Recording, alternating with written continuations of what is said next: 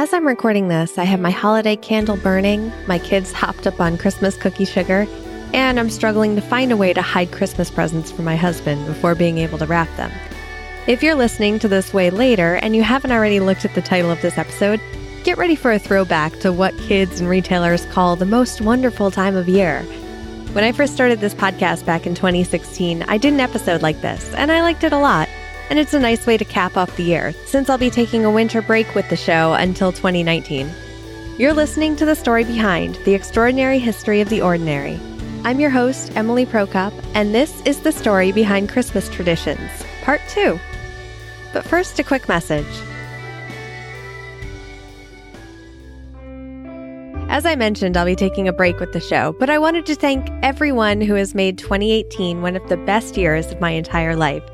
You bought The Story Behind books, you've left amazing reviews for the podcast as well as the book. The executive producers over on patreon.com have stunned me with their generosity, and the Story Behind discussion group always brightens my day when they post all the covers of Toto's Africa. Thank you so much for listening and for being a part of the Story Behind community.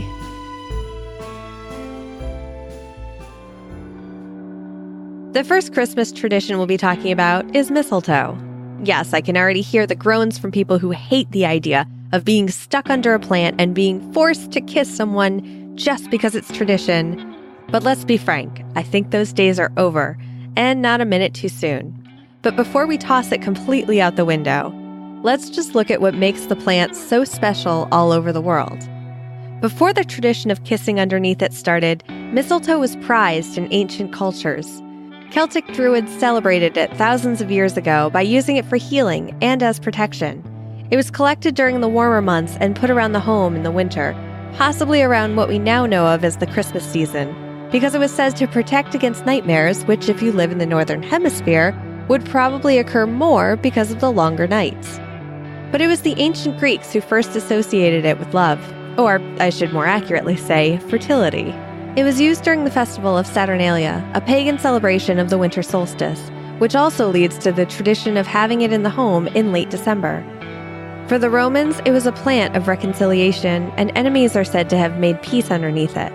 While the association with fertility is most likely one of the reasons for the tradition of kissing underneath it, probably the most influential is the Nordic myth of Frigg, the goddess of beauty, love, and marriage, and Loki, the god of mischief. There are a few different versions of this story, but most of them involve Frigg finding out that Baldur, her son, would die a young man, and went to every god, every element, every plant and animal, and everything in the world, and made them all promise not to play a part in harming or killing him. Okay, as a mom, I totally get this. Because of this, the other gods had fun tossing sticks and stones at him while he walked away unharmed.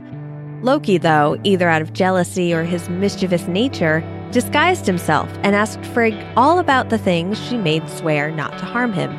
Her reply was, "I asked everything except this little plant mistletoe, since it's so small and harmless. I wouldn't think it could ever hurt him in any way." With that, Loki went to find the mistletoe and, depending on the version, either carved a spear from it or an arrow. And again, depending on which version you're reading, either Loki himself attacked Baldur with it, or he guided the blind god Hoder into doing so. When that happened, Baldur was killed. And here's where the legend really diverges. In one telling I read, Baldur remained dead. But in the tradition of a Christmas special, here's the happier ending. And it makes a lot more sense about why we kiss under mistletoe.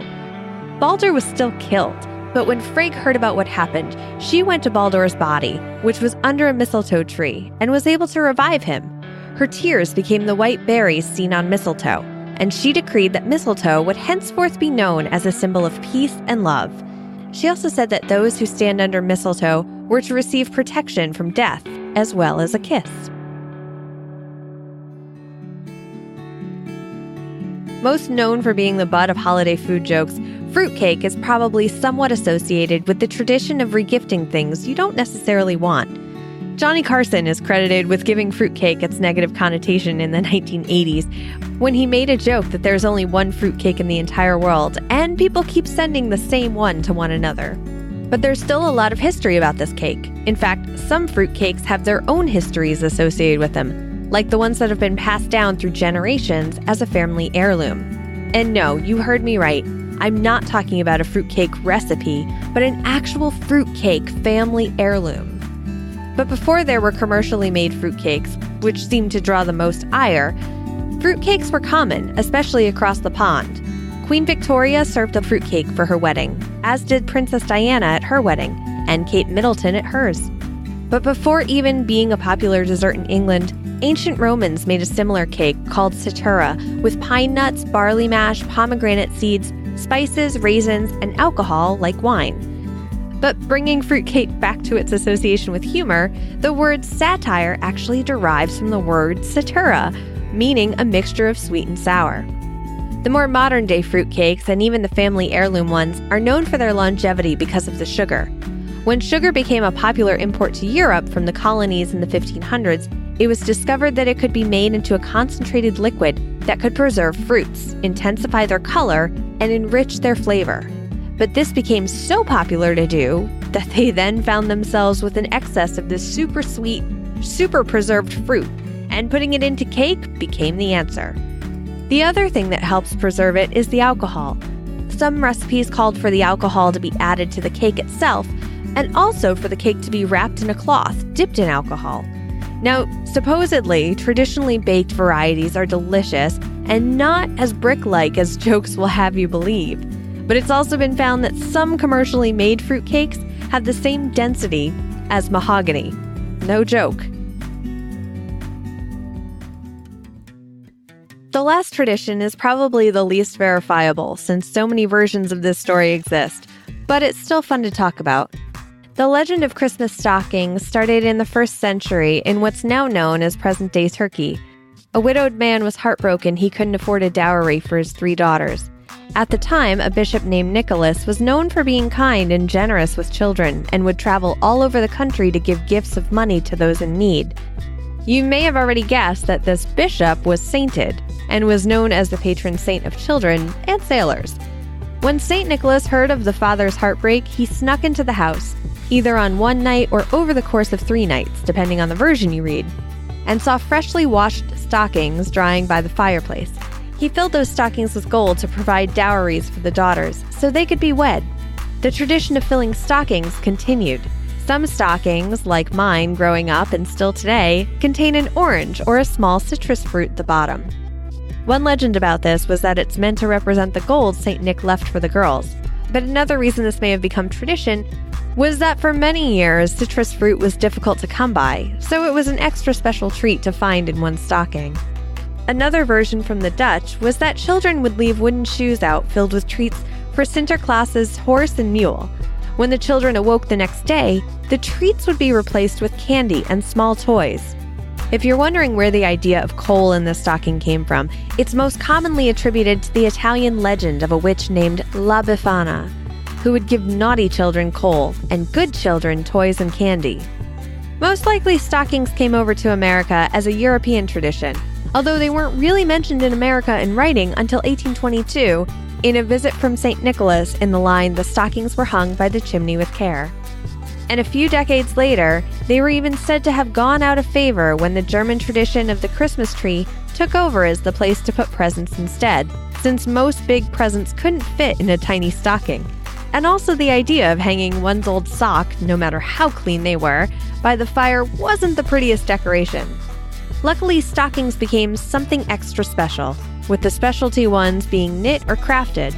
So even though I'll be taking a break for the holidays, I would love to see your special stockings, and you can post pictures to me on social media, like the Story Behind discussion group, or on Twitter and Instagram @StoryBehindPod.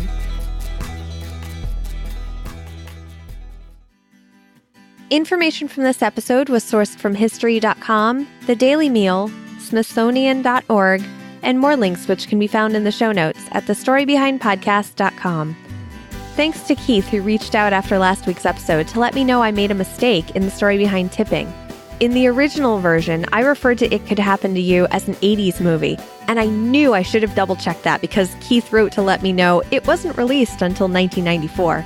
So thank you, Keith, and I really appreciate when listeners write in, because I honestly try hard to make episodes as accurate as possible. So if you ever catch something a little off, please feel free to write to me about it at thestorybehindpod@gmail.com. or visit the contact page at thestorybehindpodcast.com. And if you're looking for more history of Christmas traditions, please check out my friend Brian Earl's podcast, Christmas Past. It's a great show, and I was so lucky to have been on it last year. This week on Trivia Tuesday in the Story Behind discussion group on Facebook, Adam posted he just learned this last weekend that Catherine O'Hara, the mom from Home Alone, was the voice of Sally in Nightmare Before Christmas.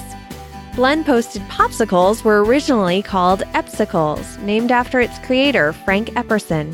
He made them for his grandkids, and they kept calling them Popsicles. The name was officially changed in 1925. If you'd like to talk about trivia you pick up during the week and have it read on the show, join the Story Behind discussion group on Facebook. This episode was brought to you by the Story Behind executive producers, who support the show through the Patreon page at patreon.com/thestorybehind, and who get access to the full scripts of these episodes before they go live.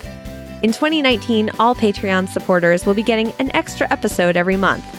And a big thank you to Mark DeCote from the Resourceful Designer podcast for becoming the newest executive producer and one of the Patreons who are seeing the very early beginnings of a project I'm working on, exclusively for Patreon supporters of $5 a month or more, called Muse. The full list of executive producers can be found at thestorybehindpodcast.com/executive producers. Hope you have a great holiday season. I will talk to you next year. And as always, thanks for listening.